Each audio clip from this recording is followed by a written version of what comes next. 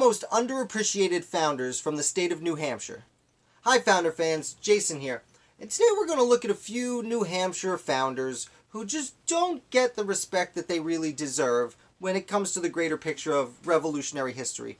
Now just to note, people like Nicholas Gilman or John Sullivan or John Langdon or John Stark, there were a lot of Johns from New Hampshire. None of those people are going to be on this list because those are more recognizable names for a variety of reasons. And today we're going to look at the names you probably haven't heard of. So let's get right into it.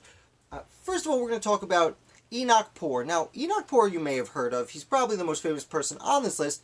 He was a brigadier general in the Continental Army and participated in many of the most important battles, including the Battle of Monmouth.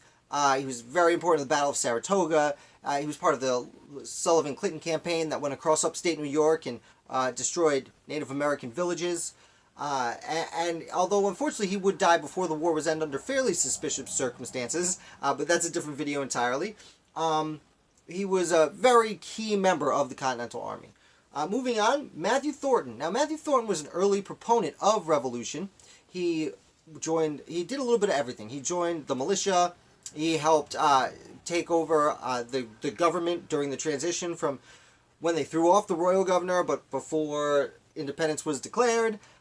He actually was president of the provincial congress at that point, and he would go on to Philadelphia where he signed the Declaration of Independence.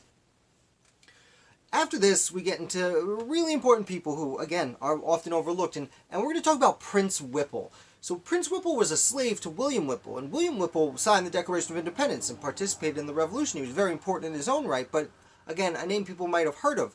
Prince Whipple took what he overheard while serving as a slave in Philadelphia, and he helped lead the charge to abolition in New Hampshire.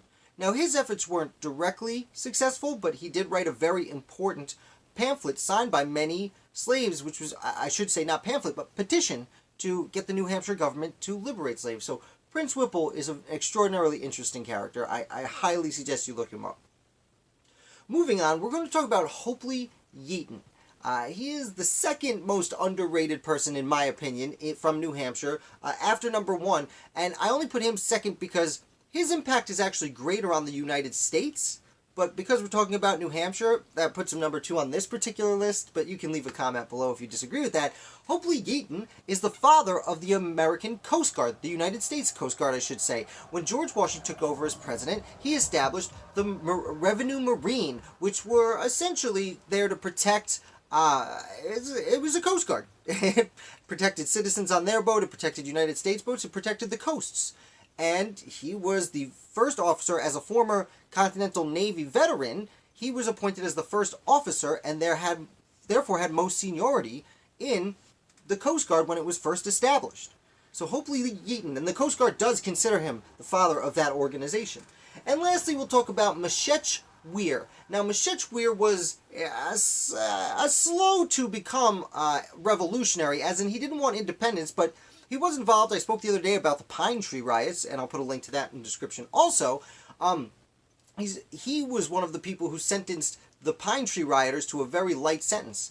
Furthermore, when revolution did take place, Meshech Weir was named New Hampshire's first governor and its first Supreme Court Chief Justice. So he was leading the executive branch and the judicial branch, and he did it for 9 years. From 1776 until 1785, the entire duration of the American Revolutionary War, Meshech Weir was the single most important person in New Hampshire. Yet for some reason, no one seems to know his name.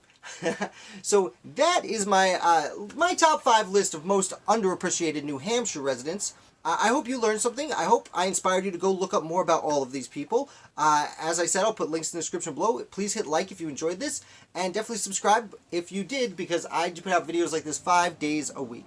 Thank you so much for watching. I'll be back with another founder tomorrow.